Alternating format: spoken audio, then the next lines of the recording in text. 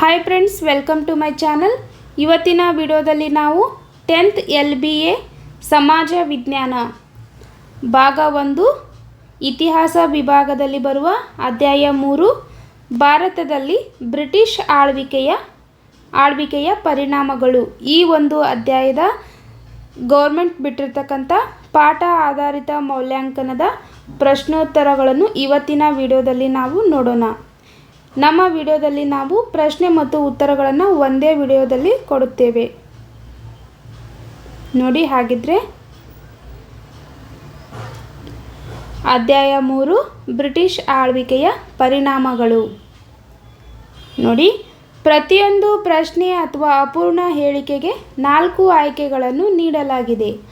ಅವುಗಳಲ್ಲಿ ಸೂಕ್ತವಾದ ಒಂದು ಉತ್ತರವನ್ನು ಆರಿಸಿ ಅದರ ಕ್ರಮಾಕ್ಷರದೊಡನೆ ಪೂರ್ಣ ಉತ್ತರವನ್ನು ಬರೆಯಿರಿ.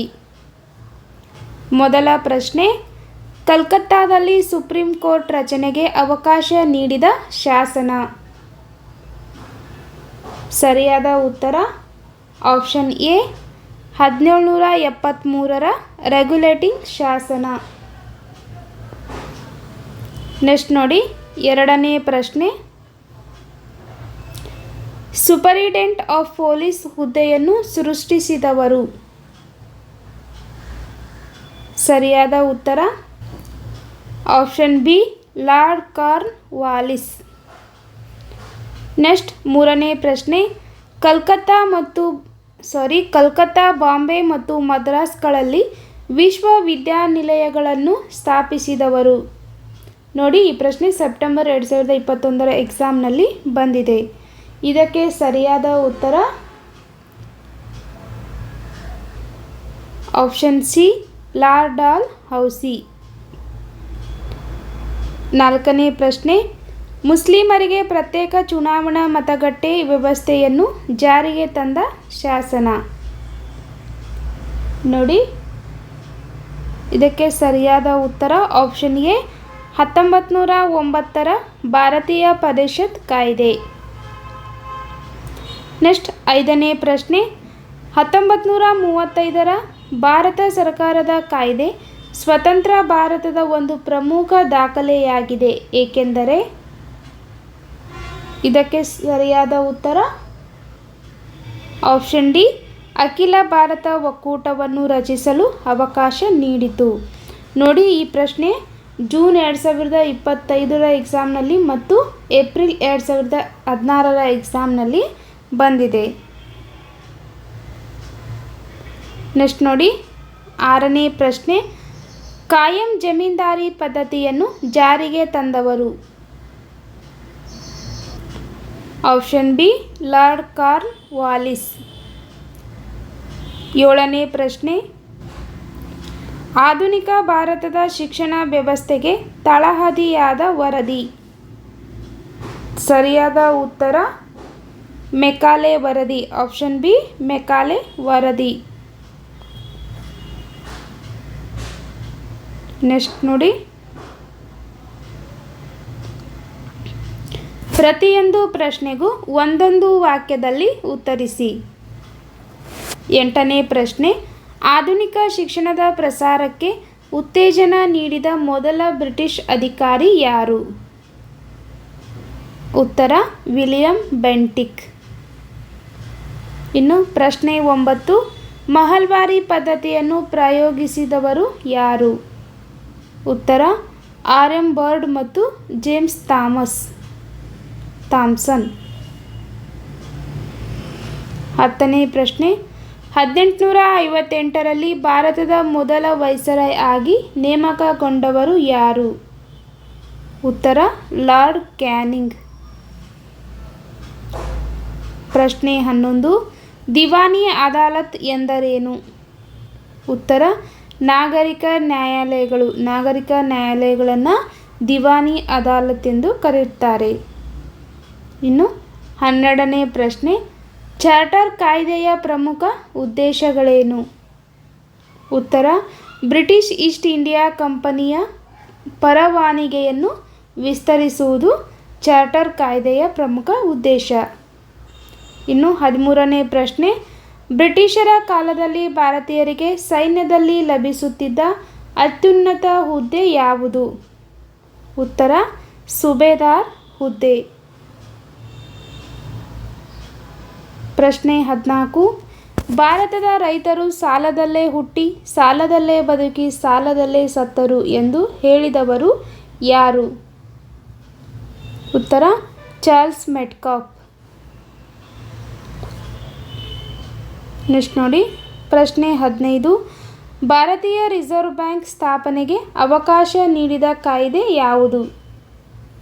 ಉತ್ತರ 1935ರ ಭಾರತ ಸರ್ಕಾರ ಕಾಯ್ದೆ. ನೆಕ್ಸ್ಟ್, ಈ ಪ್ರತಿಯೊಂದು ಪ್ರಶ್ನೆಗೂ 2 ರಿಂದ 4 ವಾಕ್ಯಗಳಲ್ಲಿ ಅಥವಾ ಅಂಶಗಳಲ್ಲಿ ಉತ್ತರಿಸಿ. ಪ್ರಶ್ನೆ 16. 1909ರ ಭಾರತೀಯ ಪರಿಷತ್ ಕಾಯ್ದೆಯ ಮೂಲಕ ಬ್ರಿಟಿಷರು ಭಾರತೀಯರನ್ನು ಒಡೆದು ಆಳುವ ನೀತಿಯನ್ನು ತೋರಿದರು, ದೃಢೀಕರಿಸಿ. ನೋಡಿ ಉತ್ತರ ಕೇಂದ್ರ ಶಾಸನ ಸಭೆಯ ಸದಸ್ಯರ ಸಂಖ್ಯೆ ಹೆಚ್ಚಳ, ಪ್ರಾಂತ್ಯಗಳ ಶಾಸನ ಸಭೆಗಳ ಸದಸ್ಯರ ಸ್ಥಾನಗಳ ಹೆಚ್ಚಳ, ಚುನಾವಣೆ ಮೂಲಕ ಶಾಸನ ಸಭೆಗೆ ಆಯ್ಕೆಗೆ ಅವಕಾಶ, ಮುಸ್ಲಿಮರಿಗೆ ಪ್ರತ್ಯೇಕ ರಾಜಕೀಯ ಪ್ರಾತಿನಿಧ್ಯ, ಮುಸ್ಲಿಮರಿಗೆ ಪ್ರತ್ಯೇಕ ಚುನಾವಣಾ ಮತಗಟ್ಟೆ ಜಾರಿ. ನೆಕ್ಸ್ಟ್ ನೋಡಿ 17ನೇ ಪ್ರಶ್ನೆ. ಬ್ರಿಟಿಷ್ ಕಾಲದ ಆಡಳಿತ ವ್ಯವಸ್ಥೆಯಲ್ಲಿ ಭಾರತೀಯ ಸೈನ್ಯವು ಆಧಾರ ಸ್ತಂಭವಾಗಿತ್ತು, ಸಮರ್ಥಿಸಿ. ಉತ್ತರ ನೋಡಿ ಬ್ರಿಟಿಷರ ಆಡಳಿತದಲ್ಲಿ ಸೈನ್ಯವು ಆಧಾರ ಸ್ತಂಭವಾಗಿತ್ತು. ಭಾರತೀಯರನ್ನೇ ಸೈನ್ಯದಲ್ಲಿ ಸೇರಿಸಿಕೊಂಡರು. ಅವರ ನೆರವಿನಿಂದ ಭಾರತವನ್ನು ತಮ್ಮ ಅಧೀನಕ್ಕೆ ತೆಗೆದುಕೊಂಡರು. ಇನ್ನು ಸೈನ್ಯವನ್ನು ಬಳಸಿ ತಮ್ಮ ಸಾಮ್ರಾಜ್ಯವನ್ನು ರಕ್ಷಿಸಿಕೊಂಡರು. ನೆಕ್ಸ್ಟ್, ಈ ಪ್ರತಿಯೊಂದು ಪ್ರಶ್ನೆಗೂ 8 ವಾಕ್ಯಗಳಲ್ಲಿ ಅಥವಾ ಅಂಶಗಳಲ್ಲಿ ಉತ್ತರಿಸಿ. 18ನೇ ಪ್ರಶ್ನೆ ನೋಡಿ, ರೈತವಾರಿ ಪದ್ಧತಿಯ ಲಕ್ಷಣಗಳೇನು? ಉತ್ತರ ಅಲೆಕ್ಸಾಂಡರ್ ರೀಡ್ ಮತ್ತು ಥಾಮಸ್ ಮೆನ್ರೋ ರೈತವಾರಿ ಪದ್ಧತಿಯನ್ನು ಜಾರಿಗೊಳಿಸಿದರು. ಮದರಾಸು ಮತ್ತು ಮೈಸೂರು ಪ್ರಾಂತ್ಯಗಳಲ್ಲಿ ಈ ಒಂದು ಪದ್ಧತಿಯನ್ನು ಜಾರಿಗೆ ತರಲಾಯಿತು. ಸರ್ಕಾರ ಮತ್ತು ರೈತರ ನಡುವಿನ ನೇರ ಸಂಪರ್ಕವಿತ್ತು. ರೈತರೇ ಇಲ್ಲಿನ ಭೂ ಮಾಲೀಕರಾಗಿದ್ದರು. ಉತ್ಪನ್ನದ 50% ಭಾಗವನ್ನು ಕಂದಾಯವಾಗಿ ನಿಗದಿಗೊಳಿಸಲಾಯಿತು. ರೈತರು ಸಾಲದ ಸುಳಿಗೆ ಸಿಲುಕಿದರು.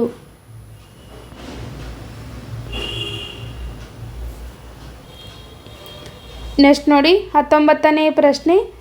ಬ್ರಿಟಿಷ್ ಶಿಕ್ಷಣ ನೀತಿಯು ಭಾರತದ ಶೈಕ್ಷಣಿಕ ವ್ಯವಸ್ಥೆಯ ಮೇಲೆ ಮಹತ್ತರವಾದ ಪರಿಣಾಮಗಳನ್ನು ಬೀರಿತು, ಸಮರ್ಥಿಸಿ. ಅಥವಾ ಬ್ರಿಟಿಷ್ ಶಿಕ್ಷಣದ ಪರಿಣಾಮಗಳಾವವು? ಈ ಪ್ರಶ್ನೆ ನೋಡಿ ಏಪ್ರಿಲ್ 2016, ಜೂನ್ 2017ರ ಎಕ್ಸಾಮ್ನಲ್ಲಿ ಬಂದಿದೆ. ಉತ್ತರ ಆಧುನಿಕತೆ, ಜಾತ್ಯತೀತತೆ, ಪ್ರಜಾಪ್ರಭುತ್ವ ಹಾಗೂ ವೈಜ್ಞಾನಿಕ ಆಲೋಚನಾ ಕ್ರಮದ ಬೆಳವಣಿಗೆ, ರಾಷ್ಟ್ರೀಯವಾದಿ ದೃಷ್ಟಿಕೋನದ ಬೆಳವಣಿಗೆ, ಸ್ಥಳೀಯ ಭಾಷೆಗಳು ಮತ್ತು ಸಾಹಿತ್ಯ ರಚನೆಗೆ ಪ್ರೋತ್ಸಾಹ, ವೃತ್ತಪತ್ರಿಕೆಗಳು ಹುಟ್ಟಿ ಬೆಳೆಯಲಾರಂಭಿಸಿದವು, ಹೊಸ ಸಾಮಾಜಿಕ ಮತ್ತು ಧಾರ್ಮಿಕ ಸುಧಾರಣಾ ಚಳುವಳಿಗಳು ಹುಟ್ಟಿಕೊಂಡವು, ಭಾರತೀಯ ವಿದ್ಯಾವಂತರ ಆಲೋಚನಾ ಕ್ರಮದಲ್ಲಿ ನಾವೀನ್ಯತೆ ಉಂಟಾಯಿತು, ಇನ್ನು ಭಾರತೀಯ ಸಾಂಸ್ಕೃತಿಕ ಪರಂಪರೆಗಳ ಅರಿವು ಉಂಟಾಯಿತು. ಇವೆಲ್ಲವೂ ಬ್ರಿಟಿಷ್ ಶಿಕ್ಷಣದಿಂದಾದ ಪರಿಣಾಮಗಳು. ನೆಕ್ಸ್ಟ್ ನೋಡಿ ಪ್ರಶ್ನೆ 20. ಬ್ರಿಟಿಷರ ಕಂದಾಯ ನೀತಿಯು ಭಾರತೀಯರನ್ನು ಸಂಪೂರ್ಣವಾಗಿ ಶೋಷಿಸಿತು, ಸಮರ್ಥಿಸಿ. ನೋಡಿ ಈ ಪ್ರಶ್ನೆ ಏಪ್ರಿಲ್ 2018, ಏಪ್ರಿಲ್ 2025ರ ಎಕ್ಸಾಮ್ನಲ್ಲಿ ಕೇಳಿದ್ದಾರೆ. ಉತ್ತರ ನೋಡಿ ರೈತರನ್ನು ಶೋಷಿಸುವ ಹೊಸ ಜಮೀನ್ದಾರಿ ಸಮುದಾಯ ಸೃಷ್ಟಿಯಾಯಿತು. ರೈತರು ವಿವಿಧ ಬಗೆಯ ಸಂಕಷ್ಟಗಳಿಗೆ ಒಳಗಾದರು. ಭೂಮಿ ಮಾರಾಟದ ವಸ್ತುವಾಯಿತು. ಅನೇಕ ಜಮೀನ್ದಾರರು ಕೂಡ ಕಂದಾಯವನ್ನು ಸಲ್ಲಿಸಲು ಭೂಮಿಯನ್ನು ಪರಭಾರೆ ಮಾಡಿದರು. ಕೃಷಿ ಕ್ಷೇತ್ರ ವಾಣಿಜ್ಯೀಕರಣಗೊಂಡಿತು. ಹಣದ ಲೇವಾದೇವಿಗಾರರು ಬಲಿಷ್ಠರಾಗತೊಡಗಿದರು. ನೆಕ್ಸ್ಟ್ ನೋಡಿ 21ನೇ ಪ್ರಶ್ನೆ.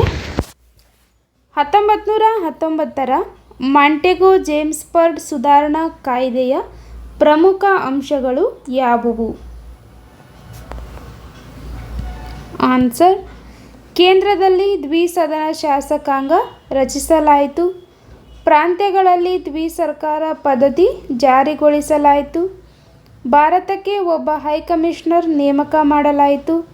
ಸ್ಥಳೀಯ ಸಂಸ್ಥೆಗಳ ಅಭಿವೃದ್ಧಿಗೆ ಭರವಸೆ. ಕೇಂದ್ರದ ಬಜೆಟ್ನಿಂದ ಪ್ರಾಂತ್ಯಗಳ ಬಜೆಟನ್ನು ಬೇರ್ಪಡಿಸಲಾಯಿತು. ಪ್ರತ್ಯೇಕ ಚುನಾವಣಾ ಮತಗಟ್ಟೆ ವ್ಯವಸ್ಥೆಯನ್ನು ಸಿಖ್, ಆಂಗ್ಲೋ ಇಂಡಿಯನ್ನರು ಮತ್ತು ಯುರೋಪಿಯನ್ನರಿಗೂ ವಿಸ್ತರಿಸಲಾಯಿತು. ನೆಕ್ಸ್ಟ್ ಮುಂದಿನ ಪ್ರಶ್ನೆ 22. 1935ರ ಭಾರತ ಸರ್ಕಾರದ ಕಾಯ್ದೆಯು ಸಂವಿಧಾನ ರಚನೆಗೆ ಬುನಾದಿಯಾಗಿದೆ ಸಮರ್ಥಿಸಿ. ನೋಡಿ, ಈ ಪ್ರಶ್ನೆ ಹೋದ ವರ್ಷ ನಡೆದ ಮಾರ್ಚ್ 2025ರ ಎಕ್ಸಾಮ್ನಲ್ಲಿ ಬಂದಿದೆ. ಇನ್ನು ಆನ್ಸರ್ ನೋಡಿ, 1935ರ ಭಾರತ ಸರ್ಕಾರ ಕಾಯ್ದೆ ಭಾರತ ಸಂವಿಧಾನ ರಚನೆಗೆ ಬುನಾದಿಯಾಯಿತು. ಇನ್ನು ಅಖಿಲ ಭಾರತ ಒಕ್ಕೂಟ ರಚನೆಗೆ ಅವಕಾಶವನ್ನು ನೀಡಿತು. ಕೇಂದ್ರದಲ್ಲಿ ದ್ವಿಸರ್ಕಾರವನ್ನು ಸ್ಥಾಪಿಸಲಾಯಿತು. ಭಾರತೀಯ ರಿಸರ್ವ್ ಬ್ಯಾಂಕ್ ಸ್ಥಾಪನೆಗೆ ಅವಕಾಶ ನೀಡಿತು. ಇನ್ನು ಭಾರತದಲ್ಲಿ ಫೆಡರಲ್ ಕೋರ್ಟ್ ಸ್ಥಾಪನೆಗೆ ಅವಕಾಶ ನೀಡಿತು. ಭಾರತಕ್ಕೆ ಸಂಪೂರ್ಣ ಜವಾಬ್ದಾರಿಯುತ ಸರ್ಕಾರ ರಚಿಸಲು ಅವಕಾಶ ನೀಡಿತು.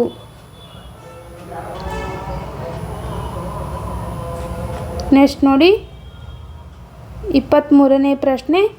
ಬ್ರಿಟಿಷರ ಆಡಳಿತ ವ್ಯವಸ್ಥೆಯಲ್ಲಿ ನ್ಯಾಯಾಂಗ ವ್ಯವಸ್ಥೆಯಲ್ಲಾದ ಬದಲಾವಣೆಗಳಾವವು? ಆನ್ಸರ್ ನೋಡಿ, ವಾರನ್ ಹೇಸ್ಟಿಂಗ್ಸ್ 2 ಬಗೆಯ ನ್ಯಾಯಾಲಯಗಳನ್ನು ಸ್ಥಾಪನೆ ಮಾಡ್ತಾನೆ. ಒಂದು ದಿವಾನಿ ಅದಾಲತ್ ಎಂಬ ನಾಗರಿಕ ನ್ಯಾಯಾಲಯ, ಇನ್ನು ನಿಜಾಮತ್ ಅದಾಲತ್ ಎಂಬ ಅಪರಾಧ ನ್ಯಾಯಾಲಯ. ಇದನ್ನು ವಾರನ್ ಹೇಸ್ಟಿಂಗ್ಸ್ 2 ಬಗೆಯ ನ್ಯಾಯಾಲಯಗಳನ್ನು ಸ್ಥಾಪಿಸುತ್ತಾನೆ. ಹಿಂದೂಗಳಿಗೆ ಹಿಂದೂ ಶಾಸ್ತ್ರ ಗ್ರಂಥಗಳ ಪ್ರಕಾರ ನ್ಯಾಯದಾನ, ಮುಸ್ಲಿಮರಿಗೆ ಶರಿಯತ್ ಕಾನೂನುಗಳ ಪ್ರಕಾರ ನ್ಯಾಯದಾನ, ನಾಗರಿಕ ನ್ಯಾಯಾಲಯಗಳಿಗೆ ಯುರೋಪಿನ ಜಿಲ್ಲಾಧಿಕಾರಿಗಳ ಅಧ್ಯಕ್ಷತೆ, ಅಪರಾಧ ನ್ಯಾಯಾಲಯಗಳು ಕಾಜಿಗಳ ಅಧೀನದಲ್ಲಿದ್ದವು.